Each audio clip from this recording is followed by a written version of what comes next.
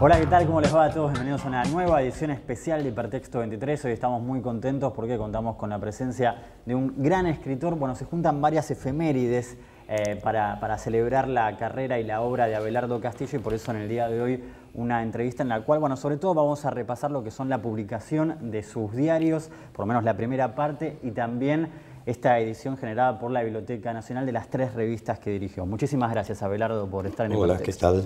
Bueno, eso, ¿no? Muchas efemérides que se juntan, y los 80 años. Y los 80 años. Bueno, una efeméride doble, lo que demostraría de alguna manera que toda muerte genera una nueva vida, es la que está vinculada con la revista, porque hace 30 años se publicó el último número de mi revista, del Ornitorrinco, que era en ese momento se llamaba El Ornitorrinco, porque tuvo 2 nombres más, ¿no? Y ese mismo año, vale decir, coincidiendo con el último número de El Castillo, director de revistas literarias, aparece El que tiene sed, que fue mi primera novela, o sea que es como si hubiera retomado mi historia en otro nivel de la literatura, ¿no? Porque no creo demasiado ni en la efeméride, ni en las muertes, ni en los aniversarios, ¿no? Creo que siempre se está haciendo algo y se están haciendo hacia otra cosa, ¿no? Bueno, y con respecto a los diarios, donde también se habla de las revistas y sirve como material para ir siguiendo, ¿no?, el itinerario y el trayecto de las revistas, te decía recién fuera de cámara que uno cuando se encuentra con un libro así, como sucede también con los diarios de Kafka, también tranquilamente podría pensar en una novela, en el itinerario de un personaje, en la evolución de un personaje, y vos lo decís, eso es lo más increíble, en una de las entradas del diario decís, esto lo podría estar escribiendo como si fuera una novela. Digo, ¿cuál es en última instancia la diferencia entre un diario y una novela? Que en la novela lo fundamental es la ficción y lo admitido y hasta lo necesario. En un diario la ficción no entra en absoluto. Lo podés leer en clave de ficción, en la medida en que ciertos hechos sean novelísticos, pero son los hechos novelísticos que ocurren en la realidad. En un diario, en lo posible, está prohibido mentir, ¿no? En la literatura de ficción, lo necesario es la mentira, esa mentira que de alguna manera te acerca a la verdad. Un diario que miente es un diario de mala fe, no es un diario. Es parte de la honestidad a veces no ser del todo exacto, ¿no? Por ahí. Y no sé si es parte de la honestidad. Mientras vos escribís sobre algo que te acaba de pasar, como se escribe en los diarios, o que te ha pasado en un tiempo relativamente breve, y en eso se distingue también un diario de las memorias. En las memorias uno recuerda hechos que están en el pasado. Está la perspectiva del tiempo. En el diario uno recuerda hechos que ocurrieron hace un momento, o hace unos días, o hace un mes. Vale decir que está escribiendo sobre lo real concreto o aquello que vos creés que es real. Vale decir que equivocarse o mentir es muy posible, pero mentir sin saber que estás mintiendo.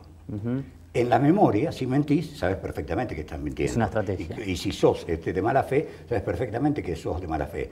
En la novela, en cambio, esa mala fe o esa aptitud que tiene el escritor para mentir es justamente el fundamento de la novela. Cuando vos lees El que tiene sed, mi novela sobre el alcoholismo, no la leerás pensando que todos los hechos que yo cuento son reales. Sin embargo, lo que yo pienso del alcoholismo está probablemente mucho más profundamente tratado en esa novela que en el diario. Lo que me asombró a mí pasando el diario es que de los años en que yo puedo decir que fui bravamente alcohólico, casi no hay referencias.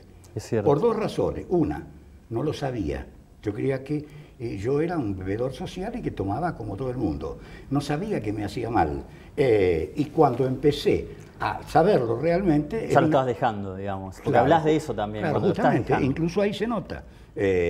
Cuando digo que estos días he tomado mucho, que me hace mal, o que qué sé yo. Se queda como un miedo, ¿no? Por ahí una preocupación de volver. Pero mientras tomaba con toda naturalidad. En cambio, Esteban Espósito, el personaje de mi novela, sabe perfectamente que es alcohólico prácticamente cuando empieza el libro, ¿no? ¿Y en qué cosas, Abelardo, sentís que no sos muy exacto de los diarios? Digo, ¿algún ejemplo para guiarnos un poco? Y no te puedo decir exactamente o puntualmente, no en este momento, porque tendría que perderlos o ver ciertos sectores mínimos que son además casi, te diría, personales, ¿no? De los que prefiero no hablar porque ahí está el diario. En cuanto a mis opiniones políticas o ideológica o filosófica, ahí podés quedarte tranquilo, es exactamente lo que pensaba, lo que pienso y tal vez lo que pensaré, ¿no? Pero hay alusiones a ciertos hechos que en ese momento a mí me perturbaban y que no son justas. Alguna alusión al pasar a mi tía, que fue la persona que probablemente más me quiso, y sin embargo yo en algún momento del diario la trato mal. Hay peleas. Claro, eso es injusto de alguna manera, visto desde hoy, pero no sacarlo era mentir. Mentir era no sacarlo, porque lo que yo había escrito era eso, y esto es un diario, no es un testimonio moral, ¿no?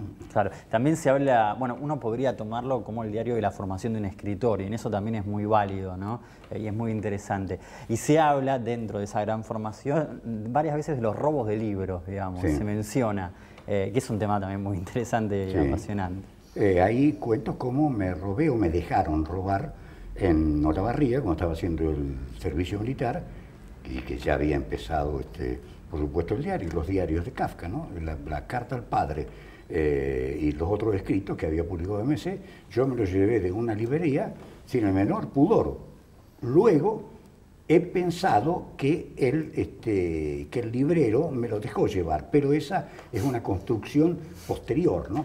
Pero en cuanto a las inexactitudes o las cosas de que me arrepiento, hay un momento en que yo hablo muy mal de Curcio Malaparte, un periodista y escritor italiano, muy contradictorio, fue casi de todo políticamente, pero yo lo juzgaba moralmente a Curcio Malaparte porque me parecía de una brutalidad excesiva, ciertas cosas que hacía en La Piel, en su especie de novela La Piel. Es uno de los inventores del periodismo contemporáneo, ¿no?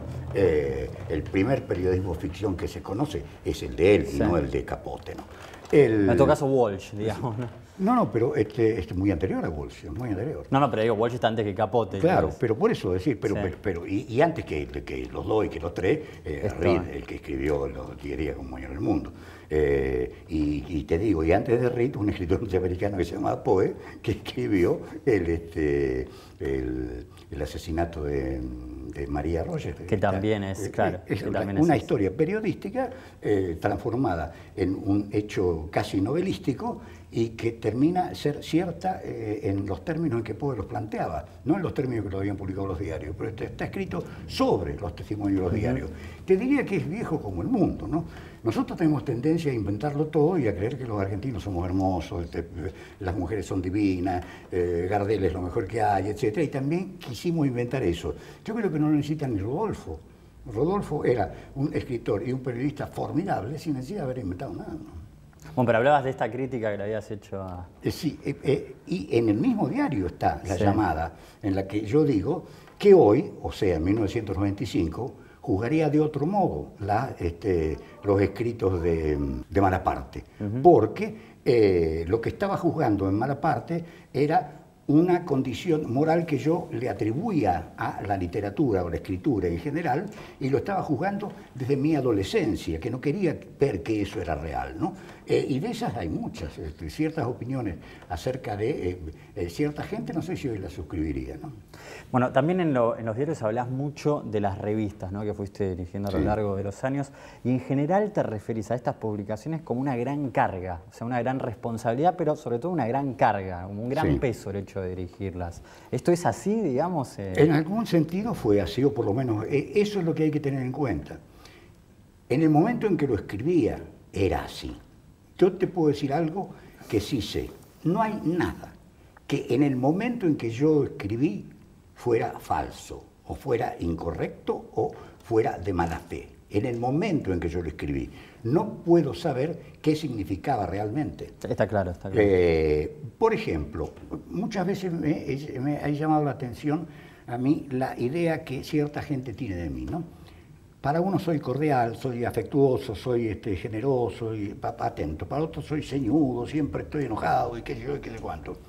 Y lo he advertido en otros escritores también, ¿no? Que la diferencia en cómo narran, no solo el escritor, sino a la casa del escritor, ¿no? Lo que no tiene en cuenta la gente en general es que si yo he padecido una lumbociatalgia hace unos días y me duele todo, este día voy a estar hecho un perro, casi seguramente, ¿no?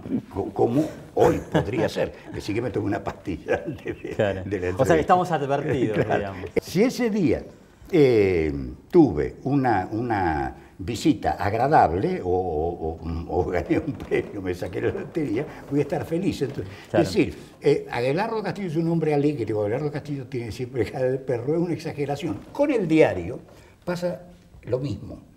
Habría que tener en cuenta en qué estado de ánimo se escribieron ciertas cosas para juzgar la literatura de un diario. Por eso los diarios suelen ser tan dramáticos y tan cargados de angustia. Porque en general uno escribe el diario cuando se siente mal y cuando se quiere sacar algo de encima. La gente cree que uno escribe el diario para recordar. Yo te diría que en el 70 o 80% de los casos el diario se escribe para olvidar algo que en ese momento te angustia o te sofoca. Entonces te lo sacás de encima por la escritura y a otra cosa. Si en momentos de felicidad no se escribe además, ¿no? Y la felicidad no se escribe y además, si es un día lindo, si comiste bien, si tu novia te quiere mucho, ¿qué vas a anotar en el diario? Es una estupidez. En cambio, los diarios, yo estoy seguro que Kafka sufría mucho menos de lo que dice su diario, pero tenía necesidad de escribirlo en el momento que lo escribía, ¿no? El diario es un acto catártico de la escritura. Sí. Ahora, Abelardo, para muchos puede sonar muy raro, ¿no?, que alguien escriba un diario hoy, digo. Ahora, si uno se pone a pensar, no sé si lo llegaste a pensar alguna vez, hoy estaría relacionado con las redes sociales, por ejemplo, con Facebook. Sí. Esta necesidad de contar todo lo que va haciendo. No solo no me resulta asombroso, sino que, ya lo he dicho, una vez me preguntaron, no sobre Facebook, que es más una conversación entre mí, sino los blogs. Me preguntaron qué opinaban. Claro, antes. Claro. Que cuando empezaron los blogs, yo dije que los blogs no tienen nada que ver primero con la literatura, ¿no? Pero sí tienen que ver con el periodismo y con el diario íntimo. Lo que pasa es que el diario íntimo se escribe realmente como diario íntimo, el blog se escribe para todos, pero porque, no sé por qué misterio, la pantalla le da al que escribe la idea de que tiene la posibilidad como de confesarse. Si darse cuenta que esa confesión inmediatamente va al mundo, pero a la larga, un diario publicado y sería una especie de internet tardía, ¿no? Todo el mundo se va a enterar de lo mismo. Es decir, si es indecoroso decir, hoy me acosté con una mujer, en internet también es indecoroso decir, en el año 48 me acosté con una mujer, ¿no? Sí. También otra de las opiniones que decís es que casi todos los escritores que hablan de su obra o de sí mismos o de sus libros suelen decir disparates, digamos, ¿no? Lo marcás mucho esto. Sí. También sé que sos bastante, digamos, que te opones a hablar de tu obra en general, porque está bien, dejás que hablen los críticos. Pero no los críticos, los críticos me interesan un pepino. Bueno, el lector. El lector, perfecto. Lector. Pero si igual te preguntara, ¿no?, después de tantos años, ¿cómo ves tu obra? No por tu obra en sí, sino si tenés conciencia de lo que es tu obra. ¿Eso lo podés responder? ¿Si hay una conciencia de lo que significa tu obra? No puedo saber lo que significa. Es lo mismo que contesté en la entrevista sobre las revistas. Uno no puede ser ni siquiera lector de su propio libro. Cuando uno lee un libro ajeno, vos cuando lees una novela, no sabés con qué te vas a encontrar. Te va sorprendiendo hasta la estructura del párrafo que paso a paso te lleva hacia un lugar. Cuando lees un libro tuyo o intentás leer un libro tuyo, ya conocés hasta la estructura del párrafo, ni hablemos de la historia en general. O sea que leer un libro propio ya es imposible si le llamamos lectura a eso que hacemos con los libros ajenos. Pero juzgar un libro propio es absolutamente imposible. ¿Cómo podés juzgar sobre algo que has hecho y que significa una cantidad de cosas que tal vez ya no son más? Por ejemplo, en las revistas literarias, que eso lo contesto en la primera pregunta que me hacen en la entrevista, ¿no? Que yo no puedo hablar críticamente en la entrevista de las revistas, no sé lo que significaron para la literatura nacional ni para la cultura, porque fueron mi juventud, eran parte de mi juventud, y mi juventud estaba hecha de cosas que hoy vos no podés ni concebir. Cuando yo saqué el primer número de Gilles Papel, estaba vivo Germán Hesse, estaba vivo, no que había muerto hace unos días, estaba vivo Hemingway, estaba vivo Albert Camus, por ejemplo, y todos los que hoy son la plana mayor, pero Sartre, Simón de Beauvoir, los grandes... De hecho están las entrevistas. Claro, de los grandes pintores argentinos, pero Pollock, todo eso eran contemporáneos nuestros. Todos, cuando yo publicaba la primera palabra en la revista literaria. Entonces, ese mundo que desapareció luego, yo no lo puedo contar. Sí, eso sí. Estaban vivos los Beatles. ¿Y cómo te parece que la revista refleja eso, digamos? Porque digo, están las entrevistas que hoy son un documento muy importante y por eso vale tanto esta edición que hizo la Biblioteca Nacional. Sí. Hay entrevistas que tienen muchísimo valor por sí. Sartre, bueno, todos los que nombraste, casi todos están, ¿no? Está Simón de Beauvoir. Están casi todos. Sí, y si no, hay reseñas o bibliográficas. Pero está Bondarchuk, está el gran cine contemporáneo de la época, están los grandes pintores. Hay algunos que están vivos, como Alonso, por ejemplo, que siempre fue colaborador nuestro y que publicó en números del Grillo de Papel y del Escarabajo de Oro, pero estaba Berni, a Berni lo veíamos en la casa como lo veíamos a Alonso. Ese cuadro que está ahí me lo pintó Alonso en su casa, mientras yo, que es mi cara, mientras yo le escribía a él una, solo en primera persona, para algo que tenía que publicar, ¿no? Dice, pues yo no sé escribir, escríbemelo vos. Pues yo te lo escribo si vos me pintás un retrato. Y mientras él me pintaba, me dibujaba el retrato, yo en primera persona, como Carlos Alonso, escribía la historia de Carlos Alonso, ¿no? En un momento marcás esto de que eran por ahí más importantes los colaboradores que los que hacían la... Es que lo eran, lo eran. Los colaboradores nuestros eran Alonso, por ejemplo, pero Beatriz Guido, Dalmiro Sáenz, Augusto Roabasto, Juan Goitisolo, Fernández Retamar en Cuba, en los países socialistas unos cuantos, Sábato, Marechal, que fue colaborador nuestro, aunque no figuró nunca como colaborador por una cuestión ideológica, era como una manera de salvarle la espalda a Marechal, ¿no? Nuestra revista siempre es considerada una revista de izquierda. Marechal venía del peronismo y no queríamos contaminarlo con eso, ¿no? Aunque él no hubiera tenido ningún problema. Es decir, el Marechal que yo conocí era un hombre literalmente de izquierda. El Marechal que yo conocí no hubiera admitido una misa de cuerpo presente en su velatorio, ¿no? Que los vivos carguen con la responsabilidad de los vivos, o que los muertos entierren a sus muertos, como dice el Evangelio, ¿no? Pero mejor no mezclar cierto tipo de cosas, nos parecía, pero hay números de la revista que fueron pensados en la casa de Leopoldo, que quedaba acá en una cuadra. Y están las fotos que están publicadas en los diarios también. Sí, hay una foto. Leopoldo a mí me casó una vez con una novia que yo tenía y todo salió mal después con esa novia y me acuerdo que dijo, desde hoy en adelante no caso más a nadie. Escúchame, y hubo continuidades y diferencias, uno podría pensar entre las tres revistas, ¿no? Sobre todo teniendo en cuenta las diferentes épocas que fue atravesando el país, la política, pero algunas continuidades, por ejemplo, voy a marcar una que por ahí es un detalle, pero es interesante, que son las frases que aparecen. Hay una de Goethe que está en 2 revistas, y después en El Ornitorrinco, creo que es otra de Oscar Wilde, ¿no? Que es la que abre la... digo, ¿se te ocurre pensar esas cosas, las diferencias, por supuesto, continuidades? Estaban hechas deliberadamente.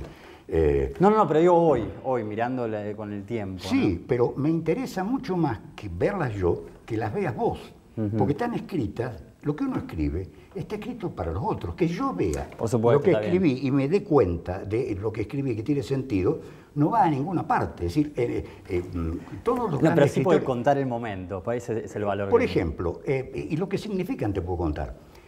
Gris, toda teoría verde del árbol de oro de la vida, que después lo usé también en el que tiene sed, significaba lo que nosotros pensamos de la literatura. No nos interesaba para nada la teoría. Para nosotros la vida era lo más importante, y entre ellas el arte, qué sé yo. Y la revista empezó haciendo luego una revista teórica y política y que daba testimonio de todo. Acápite ya no tenía más sentido. Después salió, vino Di tu palabra y rómpete, en época de la dictadura, creo que pusimos el de Wilde, nada de lo que ocurre tiene la menor importancia, que era una manera de negar que lo que estuviera ocurriendo fuera una eternidad. Porque los militares creen que van a estar para siempre, y como dice Isidoro Blainstein, dijo una vez, no saben que se van a morir, ¿no? ¿Qué es lo que le pasa en general a los políticos, a todos los políticos? No saben que se van a morir. Entonces piensan todo como si fuera un instante permanente. Y no, dentro de 10 años cambió todo, dentro de 15, sino dentro de 50. Va a quedar únicamente aquello que sea legítimo que quede. Va a quedar como quedan las obras de arte. Es decir, todo el mundo pinta, y 3 o 4 son los que quedan. ¿No? Si no tuviera que pensar en un gran cambio dentro de las 3 revistas, sería la dictadura, como un gran por supuesto, punto bisagra. Es el punto bisagra total. Porque el primero no lo elegimos, nos cerraron la revista y hubo que sacar otra, y ahí aparece El Escarabajo de Oro. De paso, quiero avisar Sí. que la frase de Horacio, mi amigo Horacio, acerca de las revistas El avícolas. director de la biblioteca. Las revistas avícolas, sí. Que el escarabajo es un coleóptero, que el grillo no es un ave, y que no sé qué pasa con el ornitorrinco, pero salvo que tiene pico parecido al pato, tampoco es un ave. No sé qué quiso decir con Es las una manera revistas de decir. avícolas. Pues vamos a hacer hacemos el primer cierre de hipertexto especial con Abelardo Castillo, pero ahora una segunda parte, faltan muchísimos temas para hablar, entre ellos el recuerdo de Julio Cortázar, Sí. que fue también un gran amigo de Abelardo. Después la segunda parte en hipertexto.